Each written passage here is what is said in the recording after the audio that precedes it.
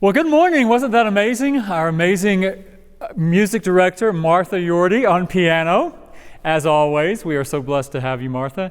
And we have a guest bassist this morning, Ron Bland, who is amazing as well. Thank you, Ron, for being here. And of course, we always have the amazing and wonderful Nick Gnojic.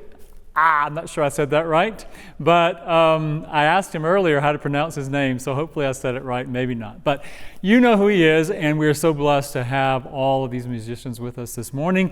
And a little bit later, you're going to be hearing the fabulous, soulful Karen Karsh.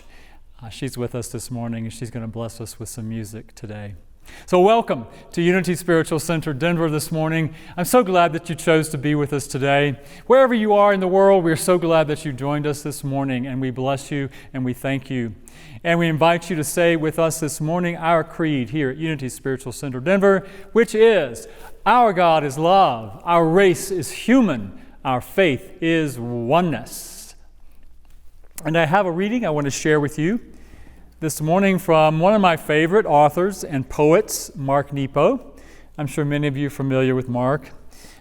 This is from his book, The Book of Awakening, which is a New York Times bestseller. He's written several books. And this is entitled Unlearning Back to God. The coming to consciousness is not a discovery of some new thing. It is a long and painful return to that which has always been. That's Helen Luke. Each person is born with an unencumbered spot, free of expectation and regret, free of ambition and embarrassment, free of fear and worry. An umbilical spot of grace where we were each first touched by God. It is this spot of grace that issues peace. Psychologists call this spot the psyche. Theologians call it the soul. Jung calls it the seat of the unconscious. Hindu masters call it Atman. Buddhists call it Dharma. Rilke calls it inwardness. Sufis call it Kalb. And Jesus calls it the center of our love. To know this spot of inwardness is to know who you are. Not by surface markers of identity, not by where we work or what we wear or how we like to be addressed, but by feeling our place in relation to the infinite and by inhabiting it. This is the hard, lifelong task. For the nature of becoming is a constant filming over of where we begin, while the nature of being is a constant erosion of what is not essential. Each of us lives in the midst of this ongoing tension, growing tarnished or covered over, only to be worn back to that incorruptible spot of grace at our core. When the film is worn through, we have moments of enlightenment, moments of wholeness, moments of satori, as the Zen sages term it, moments of clear living when inner meets outer, moments of full integrity of being, moments of complete oneness. And whether the film is a veil of culture, of memory, of mental or religious training, of trauma or sophistication, the removal of that film and the restoration of that timeless spot of grace is the goal of all therapy and education, and I would add religion at its truest sense. Regardless of subject matter, this is the only thing worth teaching: how to uncover that original center and how to live there once it is restored. We call the filming over a deadening of heart, and the process of return, whether brought about through suffering or love, is how we unlearn our way back to God. Unlearning our way back to God, to the source, to remembrance of who we truly are. And that's some of what I want to share with you this morning. So I invite you to join me now as we sing Surely the Presence as a lead-in to a time of prayer.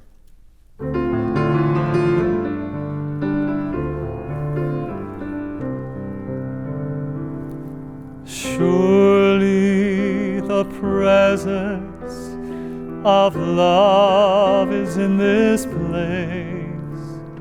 I can feel the mighty power and the grace. There's a holy hush around us. I see glory on each face. Surely the presence of love is in this place. So I invite you to take a moment, close your eyes, take a breath, and allow that breath to bring your awareness into this moment. Allow that breath to invite your body just to relax a little bit. And allow this next breath to invite your mind to simply just still as much as possible and be present for the now, for the life, for the love, for the light that is living itself in its fullness in and through and as you, in and through and as me, in and through and as all humanity, and yes, in and through and as all creation. And we take this moment to surrender ourselves into the awareness of that life. As we open ourselves to the realization of the truth of that life, living in every cell of our bodies, living in every breath and every heartbeat. And as we bring our awareness to it, we claim it, we allow it, we know it for ourselves. And as we know it for ourselves, we know it for each other. We know it for all of our spiritual family. We know it for all of humanity. And we especially right now claim it and know it for anyone who is on our hearts, in our minds today, who might be experiencing something in their lives that is challenging, some imbalance, some illness, some dis-ease that is occurring in their human experience. And we know the truth for each one, that each one is a wondrous, beautiful expression of that one life, one power, one presence that we often call God. And so in that awareness, we lift them up. Lift them up in the awareness of this divine truth, and know for each of them the perfection of that life living in its fullness as them. And in that awareness, we are so grateful for our willingness to accept it and to receive it and to know it, and our willingness to allow it to be just as it is. And so it is. Amen.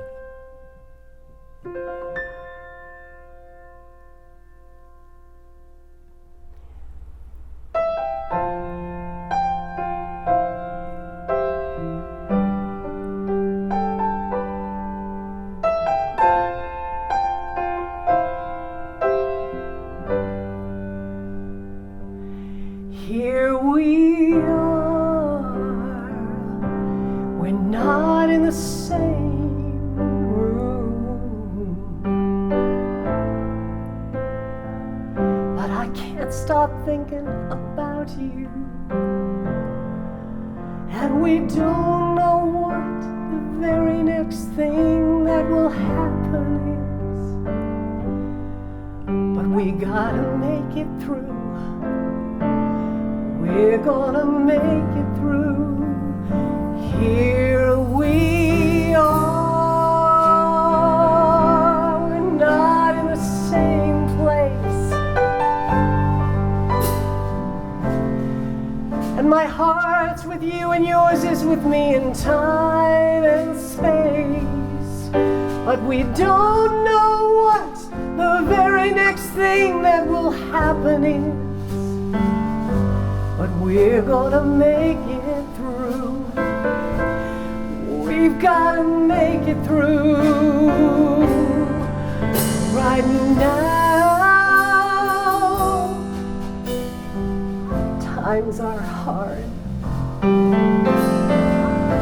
And right now life feels so tough. In troubled times we can learn so much, all about love and making it through. Have faith and trust and make it through. Here we are, we're not in the same place, but my heart's with you and yours is with me in God's sweet place. In God's sweet place I'm with you. So feel the angel on your shoulder. We're gonna make it through. That's what we all gotta do. I wrote these songs just for you.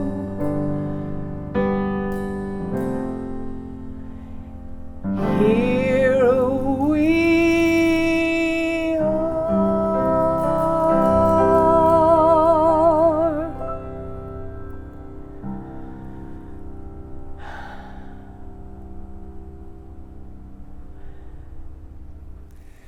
So as I said earlier, the amazing, soulful Karen Karsh with us this morning.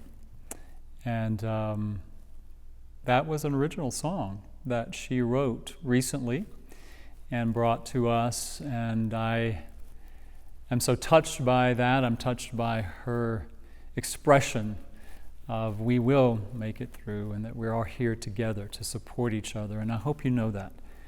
I hope you know that we, as your spiritual community, are here to support you however we can in whatever is going on in your life, and certainly whatever is going on in the collective of our world today. And we will make it through. Together, we will make it through. And so this morning, I want to conclude with the short series that we have been doing on compassion.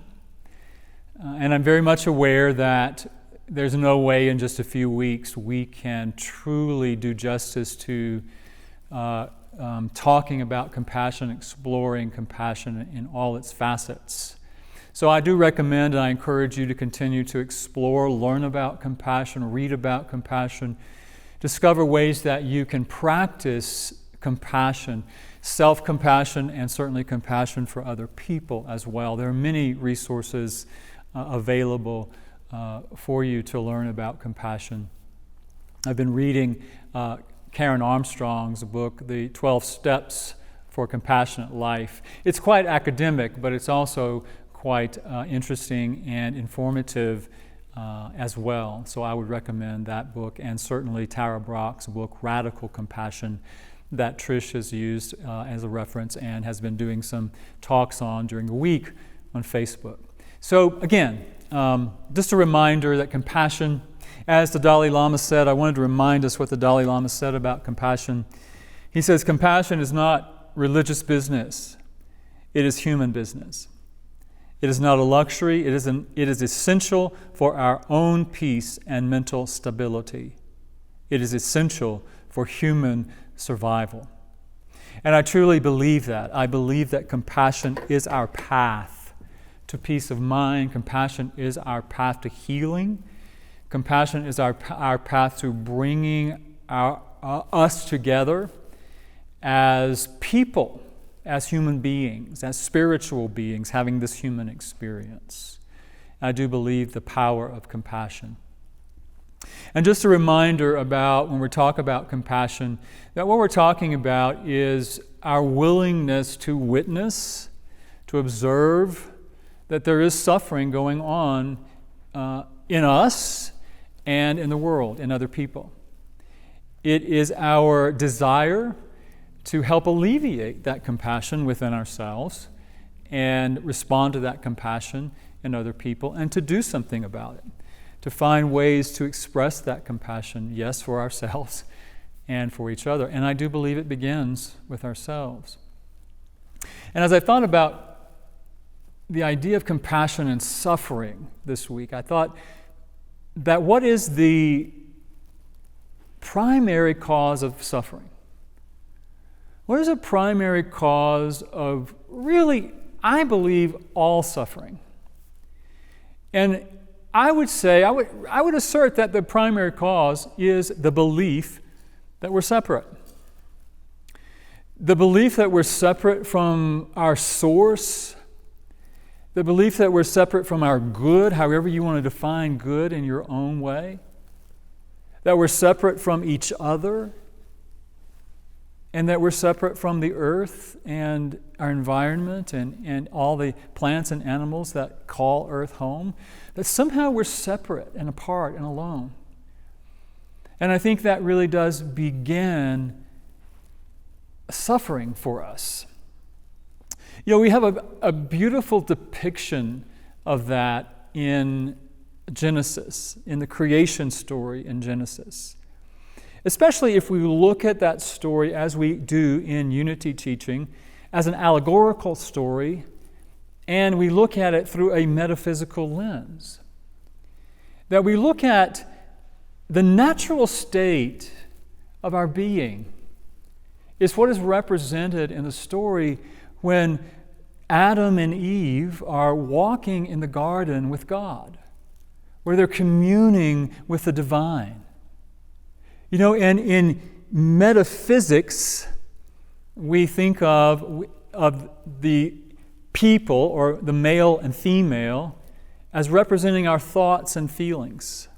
Usually the male represents our thinking nature, the female represents our feeling nature, the feminine, the soul. The masculine more represents the thinking nature, the intellect. And of course, we all have both of those. We are all a combination of all of that. We're not talking about male and female, but masculine and feminine energy. And that we are designed in our thinking and our feeling to be in constant communion with that divine life energy that we call God. Represented in the story by Adam and Eve walking and talking and communing in the garden with God on a daily basis. And walking in communion in this garden, which represents consciousness, a place of in consciousness, where we experience the beauty of life. We experience our connection with the fish and the birds and the animals and the grass and everything that grows and everything that is expressed and everything that has life. That our natural state of being is to be in communion, to know our unity, our union with all of that. And as in the story, then along comes this idea represented by the serpent, which I really like, this little twisty serpent that comes along and says, you heard that you weren't supposed to go in this part of the garden and you're not supposed to eat of the fruit of this tree. Well, you know why? Because if you do eat of that fruit, then you'll be just like God. Well, wouldn't it have been great if Eve had said, well, I am like God. Why would I need to eat the fruit? But there's something that goes on in our minds, in our human minds, that would say, well, I must not be like God. There must be something wrong with me. There must be something I need, something else I must do in order to be in that awareness of my divinity. And what God had said to Adam and Eve, if we look at again metaphysically, the God within us, the truth within us, the voice within us said, you don't want to go there. You don't want to go there and eat of that fruit because that will give you the idea of separation. That is the idea of duality and separation. You don't want to go there because that'll really mess you up. So that voice within us was saying, don't do that, don't do that. But there's also that voice within us, we sometimes call it the voice of the ego, that says, you need to do that. You need to eat of that fruit because then you'll be good enough. Then you'll be deserving. Then you will have it all.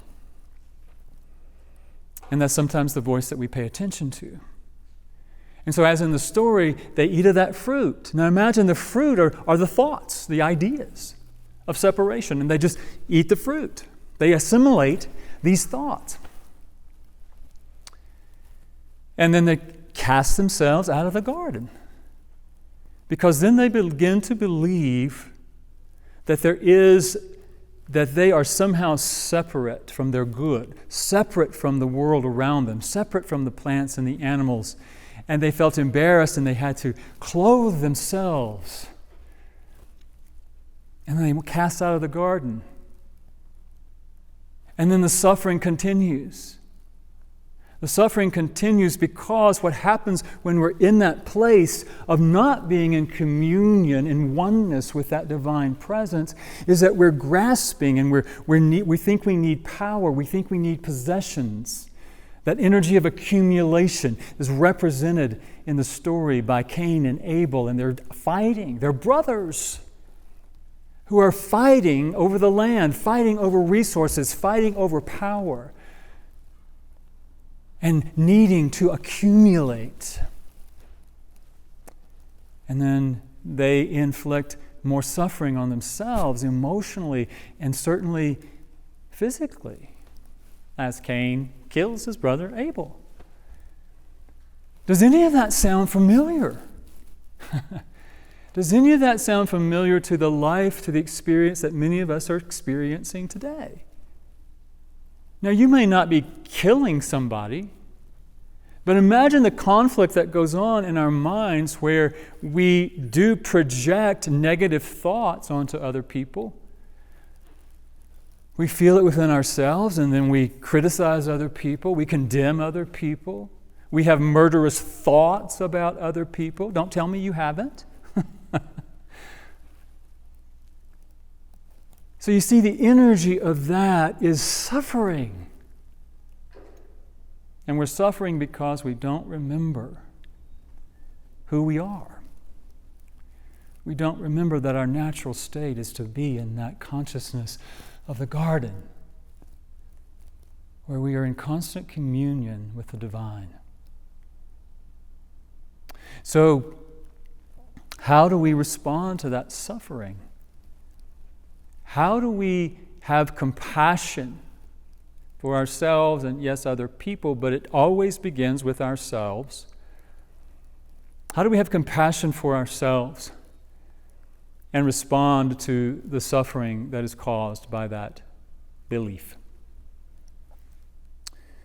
Well, first of all, I believe that we truly have to, I hate to ever say you have to, because I know there's like, well, I don't have to do anything. That's my reaction to it. We have the opportunity to reclaim who we are, to reclaim and to know who we are as the Christ of God. If you like that word, you may have resistance to that word, and that's okay. You can say, I am the light. I am the pure light and life of the Creator. I am created in the image, likeness of the divine. You may say, I am the Word. There are many people in this community are studying the works of Paul Selig and his guides, and the first book is I Am the Word. I am the Word that was with God in the beginning, and the Word that became flesh. The energy of Word, the energy of the Christ that became flesh, that is who you are. And that is who I am, and our opportunity is to reclaim that. In every moment, to say to ourselves, I am the Christ. I am the Word made flesh. I am the pure light and life, and believe it. Because as we say it, as we declare it, we align and attune our minds and our hearts and our every aspect of our being with the truth of that. But we've forgotten. And so our opportunity is to remember. In her book, Radical Compassion, Tara Brach shares a story that I've heard before, and probably you have as well, but I wanted to share it with you this morning as a depiction of what I'm speaking about.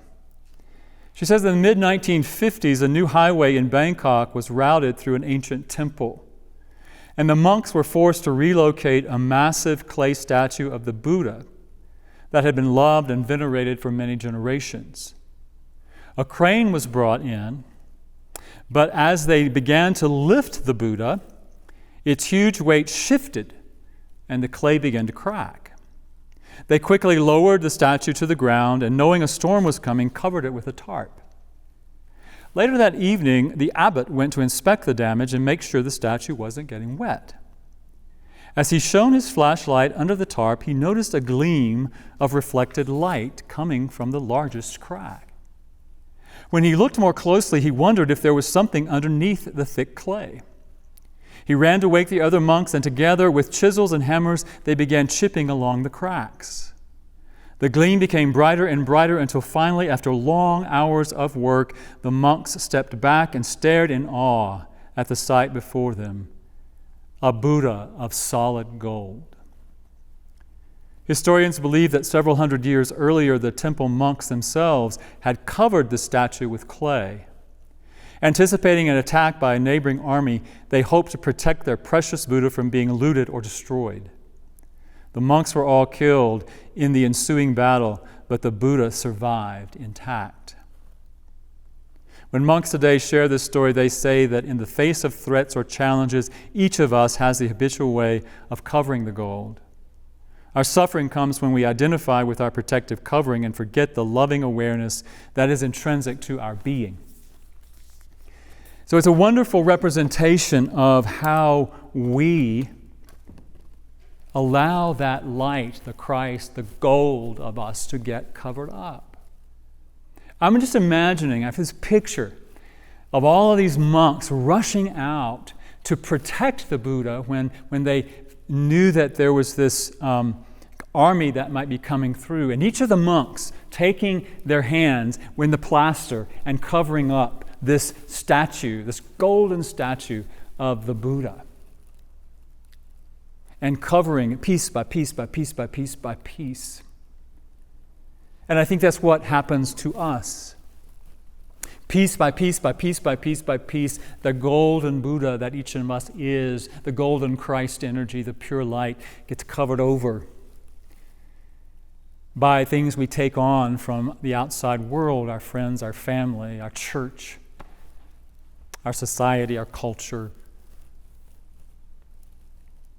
And we allow that to we allow ourselves to be hidden under that. So how do we break free from that? How do we break free from that? Again, I want to go back to what I said just a few minutes ago. We have the opportunity to claim the truth. And by declaring that truth, I am the Christ, I am the light, I am the golden Buddha, if you want to say that. I am the pure expression of the divine life energy. I am that, I am that, I am that, I am that. And I want to share with you a practice that I have learned. It's not mine, I didn't make it up, but it is my version of a practice that Neville Goddard, who was a great New Thought teacher in the early to mid part of the last century, and an author and teacher, developed and taught. It's also something that I learned from Paul Selig's book, I Am the Word.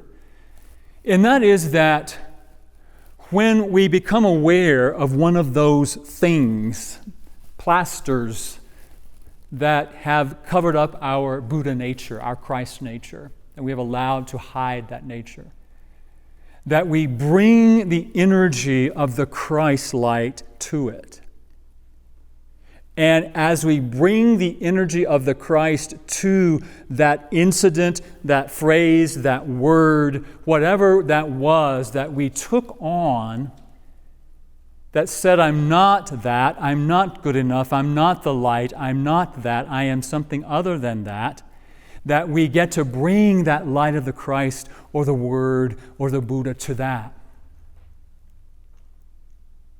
My example would be that when I was young, I guess, maybe, I don't know, before puberty, I will say, I was a chunky kid. I wore husky pants. I was really fat. And I was thinking about this earlier today. I was so fat. How fat were you? I was so fat that, I would wear holes in my pants in between here where my legs would rub together. And I was so embarrassed by that, and I got teased about that. I got teased, I wouldn't say mercilessly, but I got teased about being fat. And it was painful. If you've ever been teased about something like that, you know how painful and how that can be. And so I took that on in some ways, and my example of what I'm talking about is to say to that child who was teased about being fat, I am Christ in that one who was teased for being fat. I am Word in that one. I am the Buddha nature in that one who was teased for being fat. And what I believe happens in that exercise, in that process, is that we begin to shift the energy of that. In spirit, there really is no time. There really is no time and space. It is all existing now. It is all energy. It is all now. And so when we take that energy of the Christ I am into that experience, we begin to shift the experience. Not what happened, not the other person, but we begin to shift our response. We begin to shift our energy in that incident. If I was teased as I got older about being gay, or bullied, really, about being gay, the same thing. I am Christ. I am the Buddha nature. I am the Word through David, who was made to believe that he was wrong.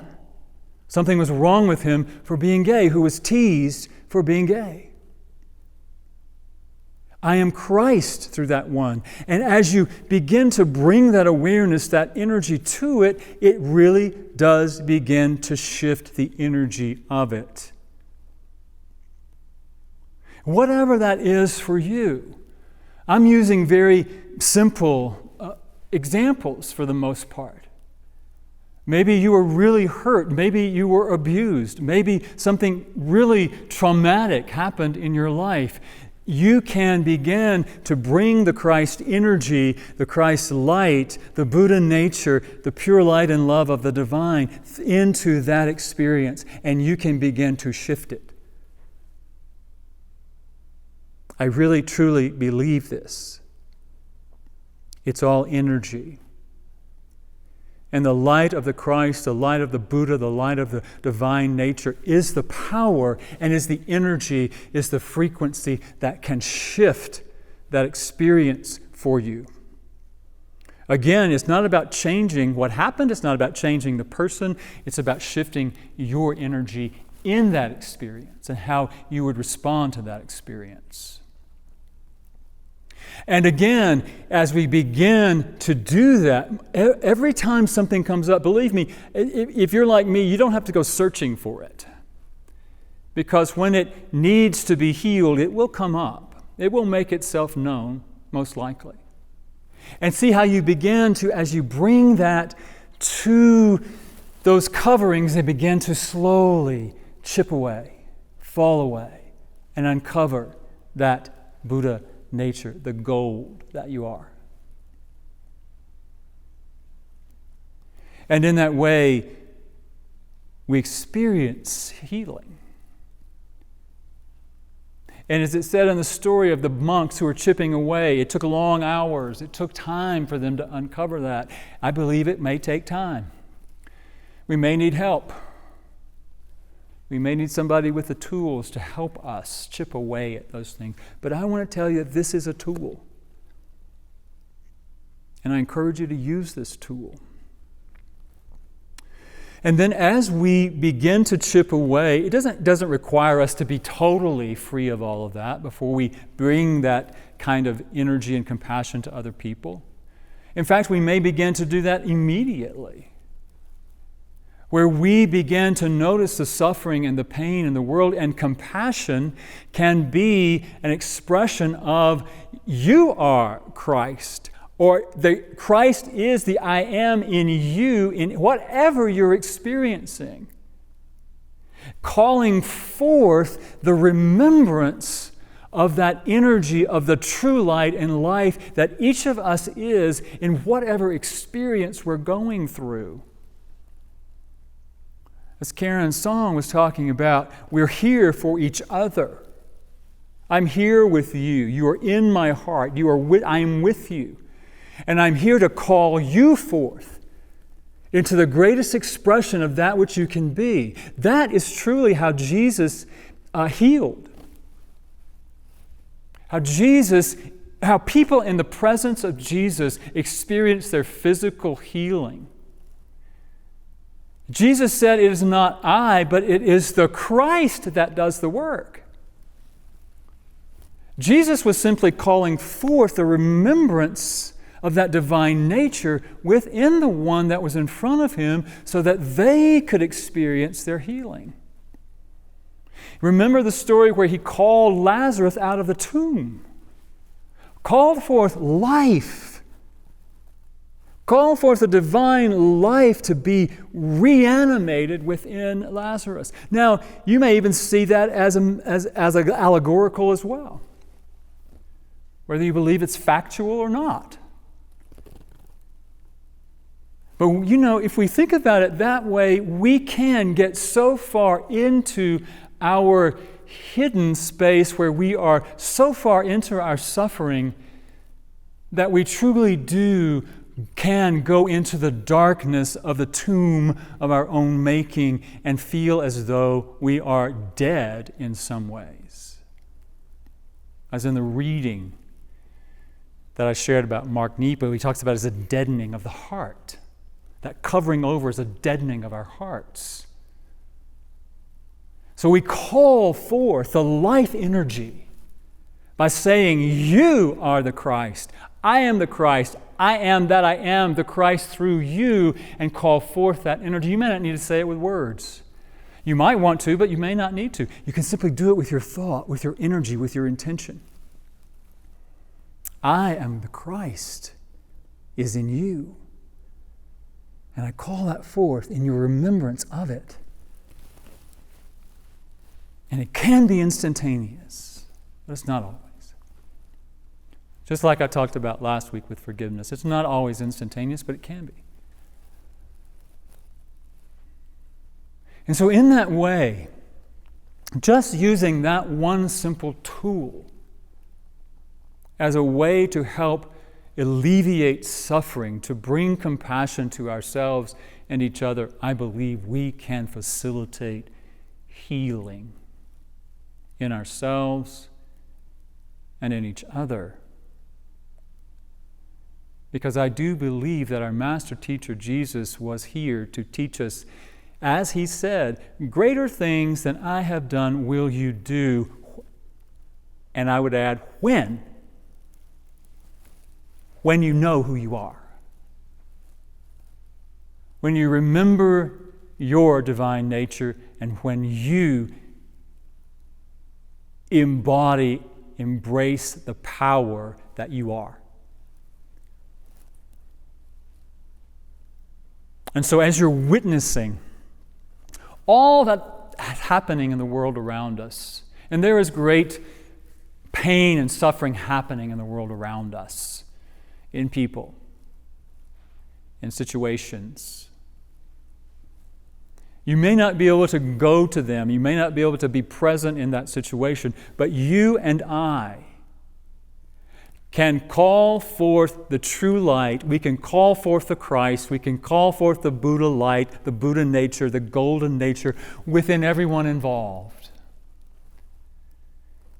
And I believe that that is our Our opportunity, but even more than that, it is our responsibility. As people of faith, as people of God, as people of the light, as truth students, as unity students, I believe we can begin there. And so I invite you to think about that this week.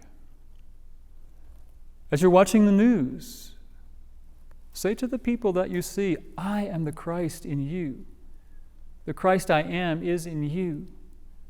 I am the Word through you, living itself and calling it forth, calling forth that life in yourself and in each other. And I think in that way we truly can be here for each other. And in that way we will make it through. And we won't only just make it through, we will create something even more wonderful and magnificent than we have ever begun to imagine. So remember, you're the Christ. You're the golden Buddha. You are the pure light. Claim it. Own it. Use it.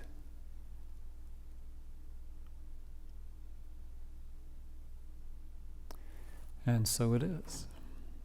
So I invite you now to close your eyes if you're in a place where that's possible and comfortable for you. And again, as you breathe in, just allow your awareness to be drawn into your heart space, where that pure light and life resides, abides.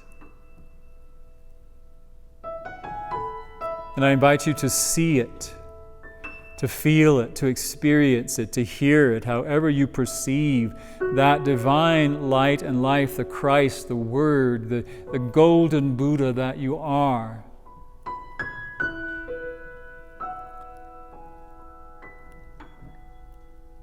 And allow the awareness of that to come alive for you. Remembering your divine nature. Remembering, I am that, I am that, I am the Christ, I am that I am, here and now, in this moment. And return to the garden. No longer in separation, no longer in this idea of grabbing and needing, but simply abiding in this consciousness of the garden where you are in constant communion when you're thinking and you're feeling with that divine presence. Constantly in communion with the water and the earth and the plants and the animals. Constantly in communion with all the other beings.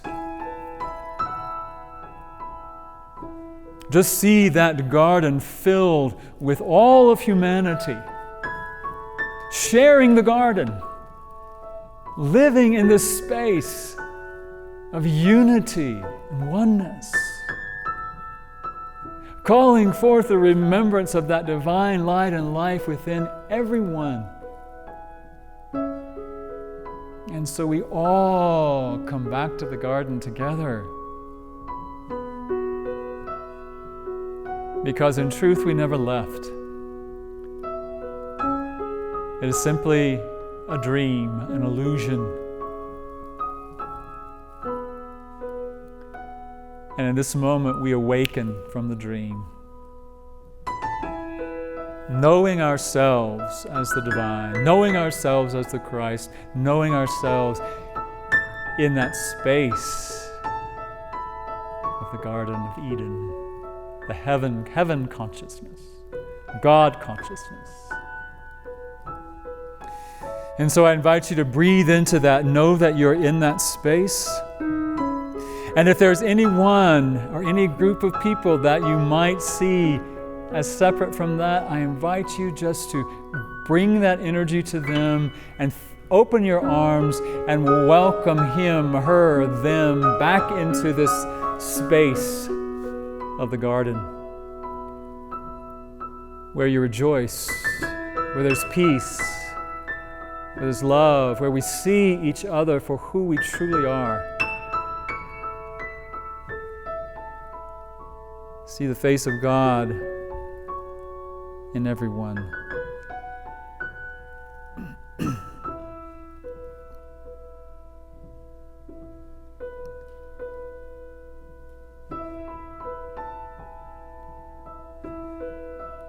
And in the silence, just for a moment, I invite you to just surrender into that. To allow yourself to have the experience, to ground that experience in your awareness, knowing that you can return here at any time.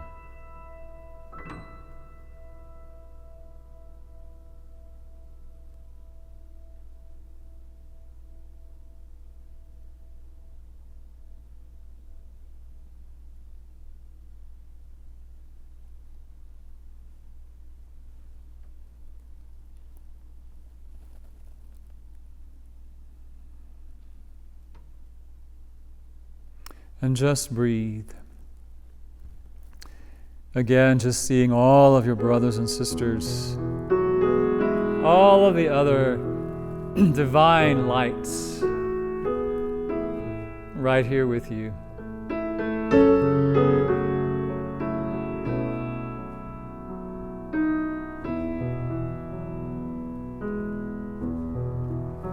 You are the face of God.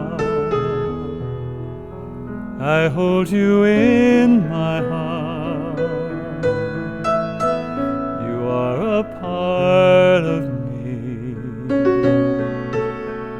You are the face of God. You are the face of God. I hold you in my heart. You are a part of me. You are the face of God. You are the face of God.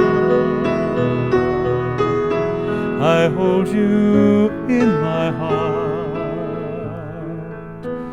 You are a part of me. You are the face of God.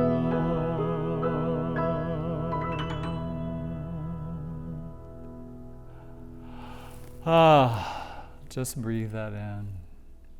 Know it for yourself. Know it is your truth. So now is an opportunity for you to support the ministry here at Unity Spiritual Center Denver. I'm hopeful that when you are here joining us, or whenever you're watching this service, that you are inspired, you are uplifted by it. And we invite you to support the work that we're doing here. And so there are many ways for you to do that, and you'll be seeing that on your screen right now. And so we appreciate all that you give. We appreciate all your support, all your prayers, all your positive energy, and all that you do to confirm for us that you believe and you support this spiritual community. So I invite you to say our offertory blessing with me. Divine love as me blesses and multiplies all that I am, all that I have, all that I give, and all that I receive. I am thankful.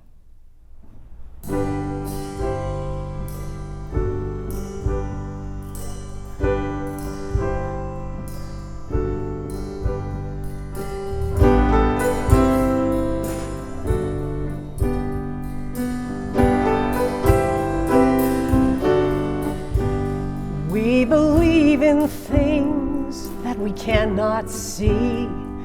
Why shouldn't we? Why shouldn't we? Hands that heal can set a chained man free. Why shouldn't we? Why shouldn't we?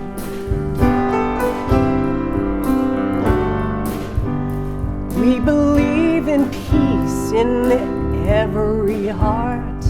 Why shouldn't we? Why shouldn't we? Burning brightly, brightly in the dark. Why shouldn't we? Why shouldn't we? So come on, darling, feel your spirits rise.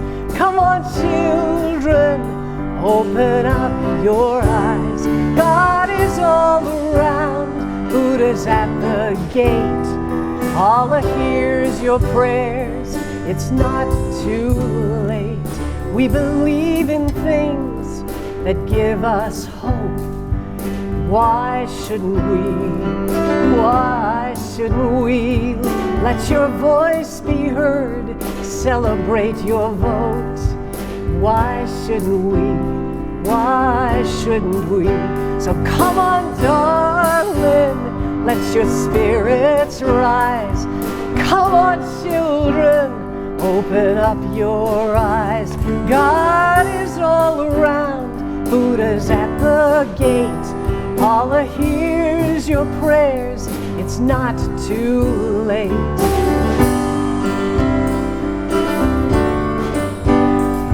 We believe in things that make us all the same.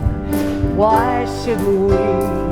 Why shouldn't we? Love belongs to all, in deed and name. Why shouldn't we? Why shouldn't we? And we believe in things that can't be done. Why shouldn't we? Why shouldn't we? Lift up your heart, put down your gun. Why shouldn't we? Why shouldn't we? So come on, darling, feel your spirits rise. Come on, children, open up your eyes. God is all around, Buddha's at the gate. Allah hears your prayers, it's not too late. Why shouldn't we? Why shouldn't we? Why shouldn't we?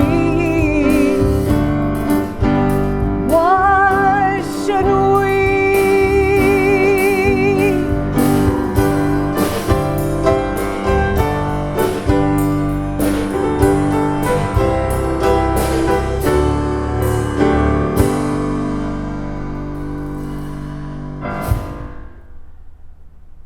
So once again, thank you, Karen. Thank you for being here. It's been a while. We're so glad to have you back with us. Thank you for singing that song. And again, thank you, our wonderful musicians that we are so blessed to have here.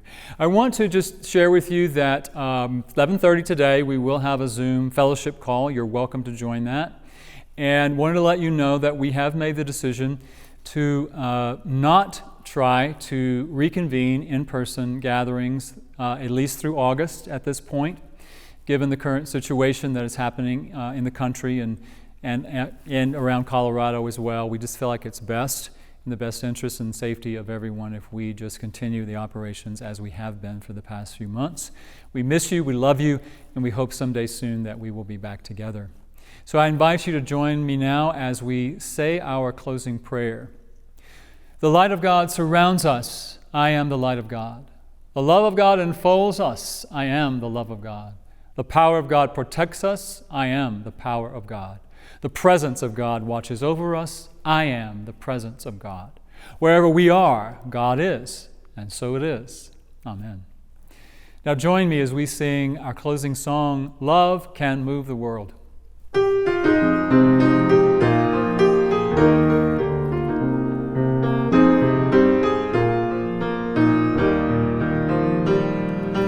Love can move the world as the moon in the sky moves the sea. Love can cause the wars to cease. Love can move this world to peace. It's a tide that begins with you and me. Love can move the world as the warmth of the sun moves the trees. Feel winds of love increase as we move this world to peace. Come, love the world.